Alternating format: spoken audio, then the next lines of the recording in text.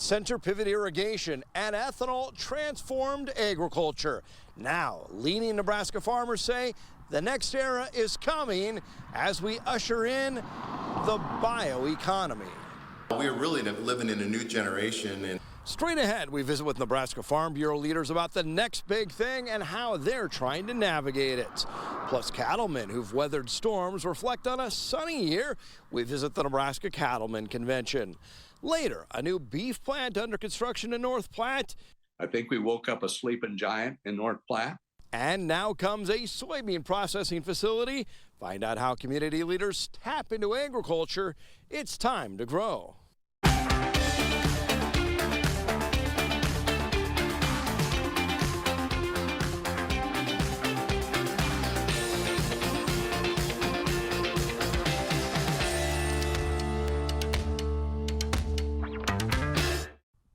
Agriculture powers Nebraska, and now farmers say they hold the key to the future of our bioeconomy. So what is the bioeconomy?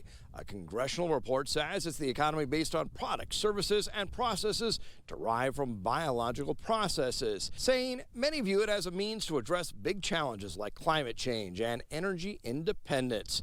The University of Nebraska says the chemical industry produces many important products. However, it is one of the biggest carbon producers and non-renewable resource consumers.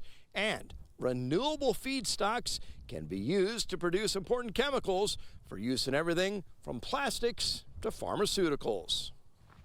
Center pivot irrigation and ethanol transformed Nebraska agriculture, and now some think we're on the cusp of the next revolution.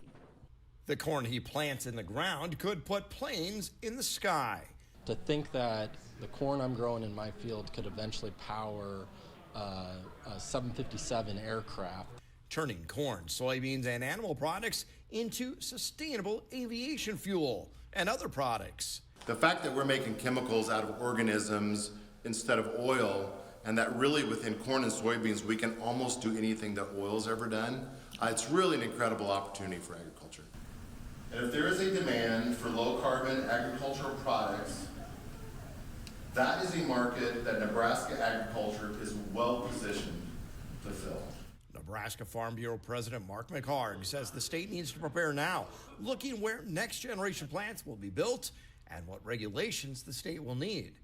How do we navigate it? Because we know that there's going to be winners and losers, but we really have to lean into the conversation. And letting farmers understand what they need to do, like using greener fertilizers and showing they're using sustainable practices. We can package that data together and we can say, hey, Mr. Corporation, we are doing the right thing. We can show that, we can prove it. We should get a few more dollars for that bushel of corn we sell. Lance Atwater believes farmers will play a big role in the bio-based economy. That's part of the future and it's part of the solution as we talk about how can we be more environmentally friendly. A whole bunch of farmers that are doing the right thing, environmentally right thing, sustainably right thing, and sign us up. We'll change the world with you. Farm Bureau leaders from all 93 counties set their priorities. Growing livestock has long been a key issue, but Farm Bureau leaders say zoning remains a challenge. Property tax reform, another ongoing priority. Nebraska farmers also expressed concern for the labor shortages in Nebraska, with support for legislative and non-legislative efforts. Mark McHarg, a Merritt County Farm Bureau member, was re-elected president. He raises corn, popcorn, soybeans with a hog operation as well. Josh and Jill England are named Farm Bureau's Young Farmers of Excellence Award winners. The Englands are the fourth generation to farm their family land near Donovan. We happened to be there just last week. Josh grows corn and soybeans. Jill was a state FFA officer and is currently a recruiter for a local hospital. The Englands are also involved in their community, with Josh serving on the local fire department. Cattlemen reflect on a year that's brought a lot of positives their way. As we prepare to unlock a new year, cattle producers have weathered it all. Wildfires, floods, and repeated disruptions shaking markets, including pandemic-related supply chain issues. But 2023 brought a sunny outlook. It's unusual to say, but I have not had a rainy day in my presidency. And The outgoing president of the Nebraska Cattlemen Association didn't see storm clouds. Instead, cattle prices have generally trended up. And if you look at the cattle prices, it's been a really, really good ride. Yeah, we're down a little bit right now, but our numbers indicate that this probably is just some small little blip in the road. Government data shows more cattle moving into the feedlot and close to your dinner table. Some analysts are predicting record beef prices ahead as cattle inventory shrinks. It remains to be seen if it makes sense for cattlemen to grow the herd, among other challenges. We're concerned about a couple of things. Obviously, the cost of our inputs and government overreach and overregulation. The executive of this organization says beef remains at the top of the menu, and there's reason for optimism. It has been a good year. The market has been good. And the times when we had a couple bumps, we had those couple heat events this summer that were tough. But I think because we've learned how to rally through these situations, it didn't seem as painful this year. So that it has been a nice year. It's been nice to celebrate some of those good things happening. Markets as of late have been discouraging, but ranchers say the outlook remains strong in the beef state. Reporting in Kearney, I'm Steve White. And the longest-serving state ag director in Nebraska history is honored. Greg Ibaugh finished up his state work with a role in the Trump administration as Undersecretary of Agriculture, involved in COVID response, including a look at cattle markets and the record spread between live cattle and boxed beef prices. Greg has also been an advocate for trade and value-added agriculture. Greg's wife, Teresa, currently serves as a state senator. Visiting with Steve Hansen, outgoing president of the Nebraska Cattlemen. When we look at the importance of the cattle industry and what that means to this state, it's probably important for folks to come together and kind of talk shop for a couple of days. You know, you're right, Steve. Agriculture is #1 in the state of Nebraska, and the cattle industry is the #1 part of agriculture, and we're proud of it. It's an opportunity for us to get together and network and plan our strategies for the next year, and also welcome in our new leadership. You kind of have to pinch yourself because we think back the last couple of years, we dealt with flooding, droughts, COVID.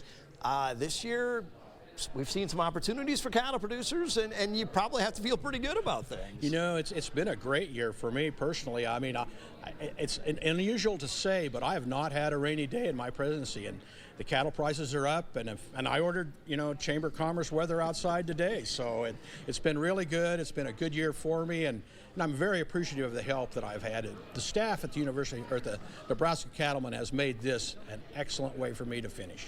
And in terms of staff, and some new leadership with the organization. Yeah, we're very fortunate this year. And I think the 1st of February, we interviewed and hired Laura Field to be our executive vice president. And it has been a real plus for the Nebraska Cattlemen. She's an experienced lady. She knows what's going on, and she's a great leader, and she has done a wonderful job with our staff.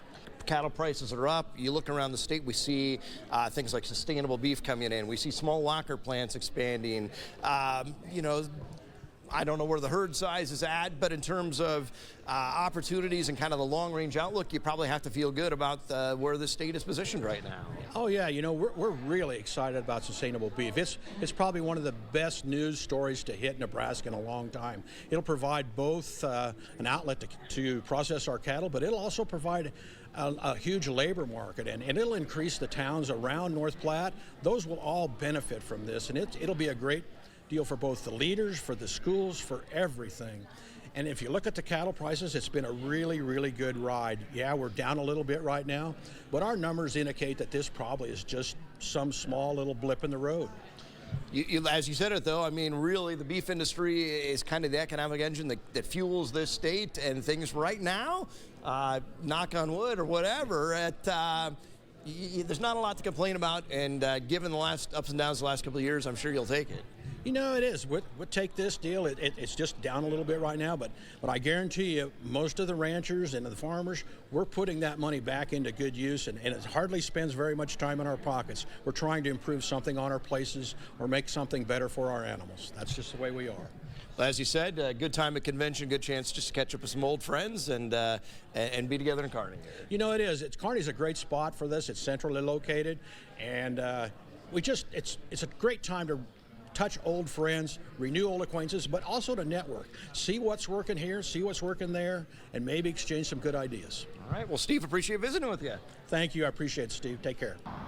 Later, we head to North Platte for a big announcement of a new soybean processing plant. Up next, a visit to Lincoln at the Nebraska Ag Expo. Storm alerts. Download the NTV First Alert weather app.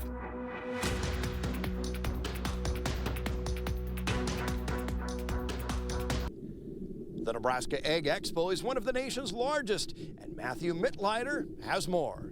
Officials say as climate change makes these dry years more common for farmers and ranchers, it can be hard to make the right choice of what to even grow on your land.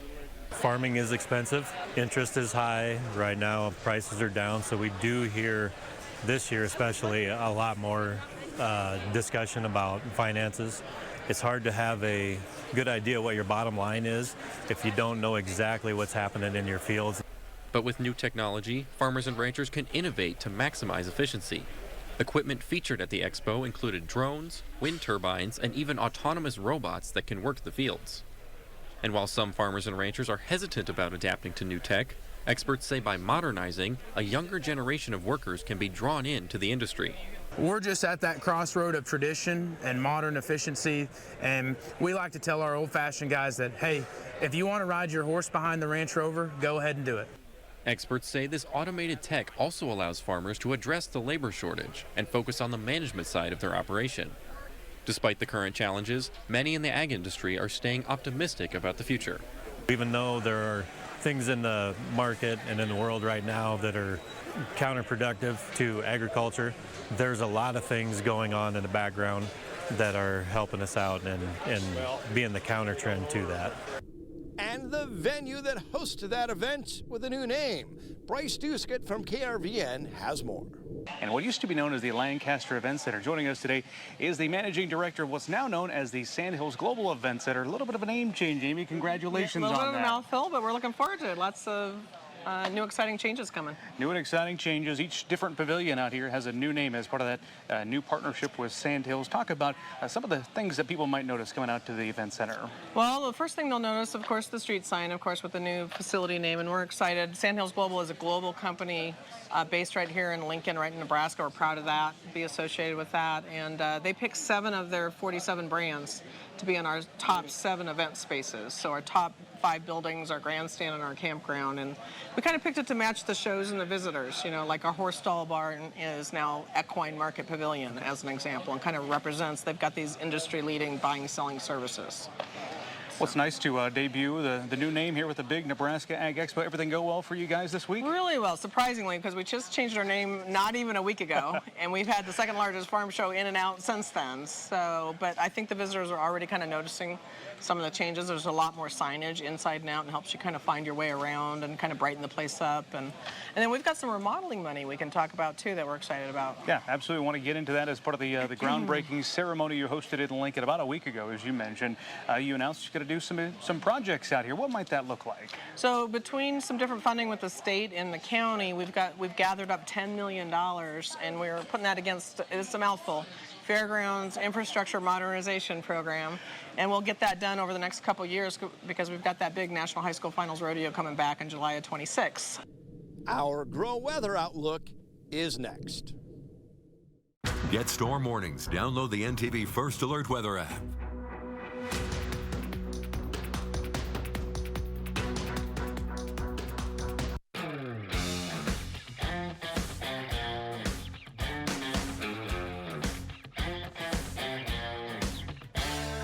This week's drop monitor that was released this past Thursday. Still very dry across parts of the Central Plains, as has been the last few months or so. Get a closer look now at the state of Kansas, where we actually did see some pretty nice improvements from last week's report.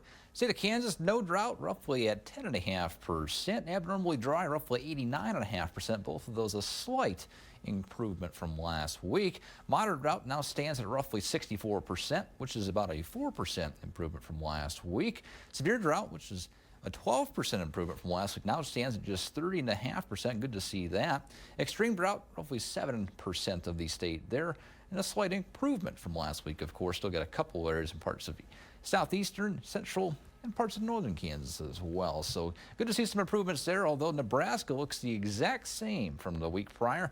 No drought, 59.5% there. Abnormally dry, 40.5%, mainly across parts of southern and central and eastern areas. Moderate drought still stands at 27%. Severe drought, 20.5%. Extreme drought still stands about 11%, and 3.171%, still in the exceptional drought across parts of east central Nebraska. So still could use a lot of rain for some of us out there. This December temperature outlook for the rest of the month here remains unchanged from last week. Still, much of the country expecting above average temperatures, with Kansas and Nebraska both in the above average category for temperatures. Looking still at precipitation, parts of central eastern Kansas looking at slightly above average precipitation totals, with the extreme southeast portion of Nebraska in there as well. Otherwise, average totals are expected, which is a good thing. Otherwise, the next 3 months, temperature-wise, expecting relatively near normal temperatures for much of, say, central western Kansas, extreme southwest Nebraska there as well. Otherwise, average for a good portion of us as well. Looking at slightly above average temperatures still for parts of northern and eastern Nebraska, as well as northeastern Kansas. And looking at precipitation totals, which also remain unchanged from the week prior. Looking at slightly above average precipitation totals for much of Kansas, much of Nebraska. Of course, average precipitation totals that are expected for extreme northeast parts of Kansas, extreme eastern and northern parts of Nebraska. You look at your Grow Almanac here for the week ahead. Normally we see right around a high of 39. A normal low sits about 19 degrees. The week ahead looking at an average high around 44, and the week ahead averaging a low around 28. So it's warmer on the higher temperatures, that is, and those low temperatures a little bit warmer as well, to say the least. And here is your Grow week ahead, starting off the week on the warmer note. Those temperatures in the 50s for us. Unfortunately, a cold front going to come through for us Monday night and Tuesday. That'll drop our temperatures back into the 40s really the rest of the week, and could get even a little colder towards the end of the week as well. A couple precipitation chances to watch out for. A slight chance on Tuesday. Otherwise, maybe our next potential system towards the tail end of the week. So that'll bear watching later on. Otherwise, your Grow proverb here for this week: when woodpeckers peck low on the trees, expect warm weather. Well, there's a good chance you could see that in the early part of the week with those temperatures in the 40s and 50s before that system comes through potentially towards the end of the week. Well, that is a look at your Grow report for this week. Stay tuned next week when once again it'll be time to grow. Still to come, we find out how agriculture is growing North Platte like never before. Ag Innovations is sponsored by Acres Equipment, solutions for every field. Acres has what you need to get the job done. You could say North Platte is crushing it. An oilseed plant, the latest to add value to agriculture. From the Canteen District to a $300 million beef plant, North Platte is on the move. The community is on fire with energy, excitement about what's going on. You know, I think historically North Platte's been a very stable economy, but kind of stagnant. That's changing with an oilseed crush plant, the anchor of the new Port of the Plains, an inland port west of the community. We're hoping it becomes our anchor project for the rail park. Instead of shipping soybeans somewhere else, doing something with them locally. Those things that feed the world are produced right in our backyard, and if we could make the value-added part of it, the processing, work in proximity to where it's grown, you know, producers are going to be healthier, more of the money's going to stay here, helps regenerate in the economy. That's in addition to this project, construction of Sustainable Beef, a $300 million meatpacking plant attracting national interest. This is hard to wrap your mind around, but right now we have $2.3 billion with a B dollars worth of economic projects emerging right now. We're really excited about Sustainable Beef. It's probably one of the best news stories to hit Nebraska in a long time. It'll provide both an outlet to process our cattle, but it'll also provide a huge labor market, and it'll increase the towns around North Platte. Those will all benefit from this, and it'll be a great deal for both the leaders, for the schools, for everything. Our experience with the Sustainable Beef Project is that you got this abundance and wealth of agriculture right in your backyard. And too often as agriculture communities, we send it right down the road. The chamber has awarded an exclusive contract with White River Soy Processing. The Omaha-based company needs to raise capital, saying they're thankful for the support from Governor Jim Pillen and the community as North Platte experiences the kind of growth community members say hasn't happened in generations. So it really does set us in a situation that North Platte hasn't been in 80 years, because that's how long basically the rail access has been not allowed, for additional industry here. So I think we woke up a sleeping giant in North Platte, and the giant woke up, he looked around, and he likes what he's seeing. On related issues of housing and workforce, community leaders tell us they have hundreds of new units under construction. And when communities are growing through agriculture, you can bet we'll be there as we see how agriculture makes Nebraska grow. Good night.